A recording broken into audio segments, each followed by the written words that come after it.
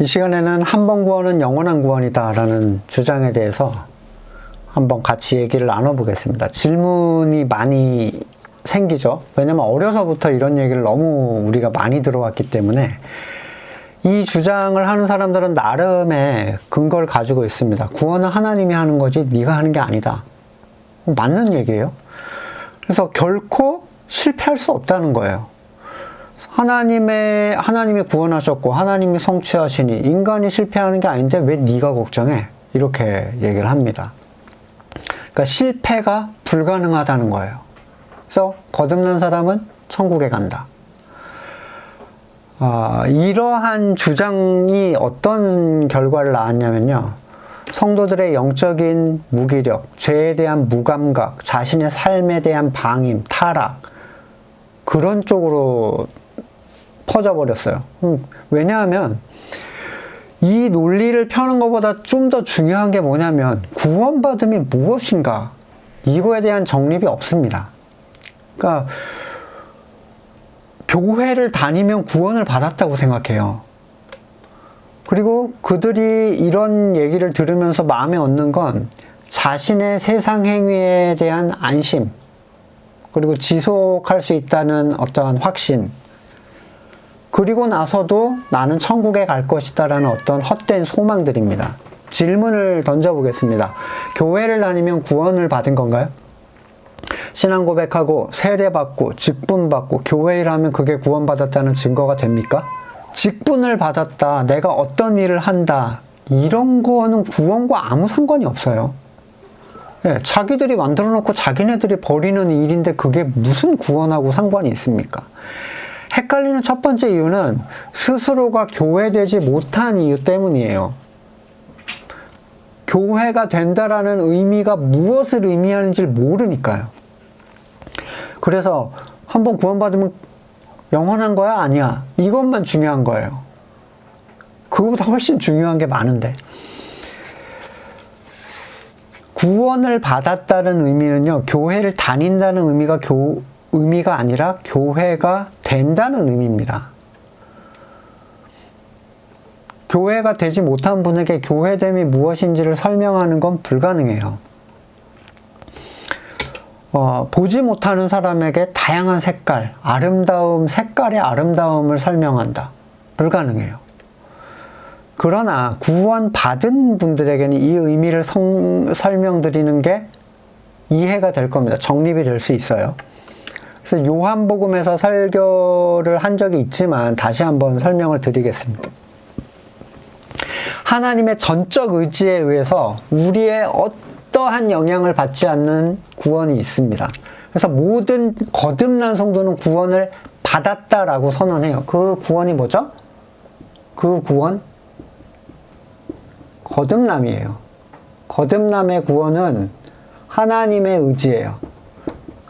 너 거듭날 생각이 있냐? 너 예수 한번 믿어볼래? 이런 거 질문 안 합니다. 그냥 확 깨워버려요. 네가 퍼즐로 앉아있는 그 자리가 어떤 자리인지 눈을 확 뜨게 되면 엄청난 쇼크를 받는 거예요. 너무 절망적이라서. 이것은 하나님의 창조 이전에 하나님의 계획을 따라서 발생하는 현상이죠. 여기는요, 실패가 있을 수 없습니다. 거듭남의 구원. 하나님이 내가 쟤를 거듭나게 하고 싶은데 쟤는 너무 완악해서 안 되겠어. 이런 건 없어요. 여러분, 바울 보세요. 기독교인 죽이러 다니던 사람이에요. 근데 갑자기 그냥 그렇게 됐어요. 그렇죠? 죽은 사람을 깨우시고 자기의 처한 절망을 보여주시고 다시 그로 인해서 그리스도의 의를 향하게끔 만드는, 그렇죠? 그러한 하나님의 의지예요. 이게 헷갈리는 이유, 그러니까 구원이 헷갈리는 이유는요, 거듭나지 못한 사람들이 자기가 종교 행위를 한다는 이유 때문에 그걸 거듭남으로 인식한다는 그 이유 때문에 헷갈리는 거예요. 내가 교회 오고 싶어서 선택해서 왔으니까 이건 나의 의지야. 하지만 하나님이 불렀다고는 하네. 모르는 거예요. 이 사람은 정말 모르는 거죠. 거듭남의 증거가 뭔가요, 그러면? 자기의 의, 자기의 선으로부터 절망을 보는 겁니다. 모든 자기의 의와 선으로부터. 하나님이 해주시는 거예요. 이건 내가 노력해서 볼 수가 없습니다. 어떤 행위로도 조금도 하나님의 선 가까이 나갈 수 없고 하나님께 인정받을 수 없다는 사실을 하나님이 그에게 깨닫게 해주시는 것.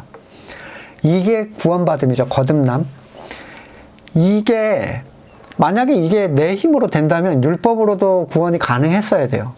근데 율법으로 다 실패했죠. 모든 사람이. 자, 거듭남의 체험이 있는 사람들은, 그러면 중요한 질문은 이거예요. 거듭남의 체험이 진짜 있는 사람들은, 그러니까 교회 다닌 사람은 제끼입니다. 그런 사람들은 설명을 하나마나 아무런 의미가 없어요. 이 체험이 있는 사람들은 천국에 가냐 이거죠. 이 얘기를 그렇게 이제 한번 적용을 해볼게요. 교회 다닌 사람이 아니라 교회 된 사람은 천국에 가는가? 그게 자동인가? 성경은 거듭난 성도에게 바른 믿음을 여정을 가게 하기 위한 지식 또는 경고, 경계, 싸움, 인내 같은 거를 가르치지 않습니까? 구원은 하나님의 주권이기 때문에 천국에 자동으로 이를 것이다. 구원파는 이런 걸 주장하기 위해서 특정 성경을 거부합니다. 가수 박모 씨가 있죠. 자기는 구원파가 아니래요. 그러면서 이제 그가 한 간증의 끝쪽에 무슨 얘기가 있냐면 특정 성경을 거부하는데 그 사람이 간증문에 써놓은 거예요. 히브리서, 베드로후서, 전후서, 야고보서, 요한일서, 요한계시록 등은 우리 이방인 주 수신자로 위해 쓴 글이 아니라 7년 대환란의 복음을 전할 유대인 14만 4천을 주 수신자로 해서 쓴 그림을 명심해야 된다. 자기가 그렇게 해석했어요. 이 편지들은 우리가 열심히 읽고 공부해야 하지만 여기에 구원을 우리의 노력으로 얻거나 우리의 잘못으로 잃어버릴 수 있는 것처럼 표현되어 있는 구절들은 예수님의 아내, 그리스도의 몸된 교회를 위해 쓴 글은 아니라는 것을 알아야 된다. 그러면 그 14만 4천은요. 복음을 전할 유대인 14만 4천은 그리스도의 아내가 아니에요? 유대인들이 처한 상황은 우리와 달라서 구원에 관한 한 우리는 사도 바울의 편지를 참고해야 된다. 유대인이나 헬라인이나 이방인이나 차별이 없다고 했는데 지금 이런 이상한 소리를 하고 있어요. 사도 바울이 한 얘기입니다. 이런 성경이 교회된 자들에게 쓰여진 게 아니라 당시 유대 기독교인들을 위해서 썼다는 거예요. 그러니까 자기의 교리를 지키기 위해서 특정 자기가 불편한 성경들을 배제시키고 있죠. 그의 말대로 그렇다고 쳐봅시다. 이러한 성경들이 당시 유대의 특정 사람을 위해서 쓰여졌다. 오직 사도 바울의 편지를 우리는 참고해야 된다라는 그거의 주장을 동의를 해볼게요. 그럼 예수님은요? 예수님은 그런 얘기 안 하셨어요? 제자된 자들에게 달란트를 맡기셨죠. 근데 달란트를 관리하지 못해서 하나님의 나라에 들어가지 못합니다. 그는 거듭나지 않은 사람이라고 주장을 하는 경우가 있어요. 여러분, 거듭나지 않은 사람한테 달란트를 왜 맡깁니까? 달란트가 뭔데요? 재능이요? 주님을 기다리던 10처녀 중에 미련한 5처녀 못 들어갔어요. 그들이 거듭나지 않았기 때문에 못 들어갔대요. 여러분, 거듭나지 않은 사람이 주님을 왜 기다립니까?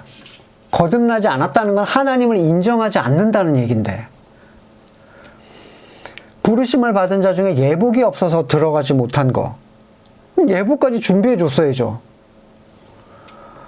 포도나무가 가지에 붙어 있지 않으면 잘려서 불태워질 것이다. 붙어 있는 자들에게 지금 하는 경고지, 떨어져 있는 자한테 뭐하러 경고를 하겠습니까? 믿음에 바울은 뭐라고 했죠? 바울을요? 성도들에게 육을 따라 살면 죽을 것이다.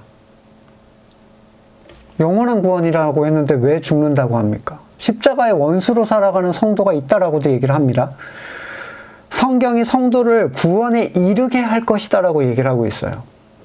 자기의 영적 아들 디모데에게 구원에 이르도록 자기를 살피라고 얘기했고, 바울 스스로도 버림을 당하게 될까 두렵다. 나는 몸을 쳐서 복종한다라고 얘기를 합니다. 본가지도 아끼지 않았거든 젖붙임을 받은 가지들이야 더 아끼지 않으실 것이다. 정신 차려라. 계시록에서는요. 계시록은 뭐 그 사람이 아니라고 했으니까 아무튼 예수님과 사도 바울을 주장하는 그 내용 안에서도 어마무시하게 이런 얘기가 많아요. 거듭남의 주권은요, 출애굽이에요. 출애굽.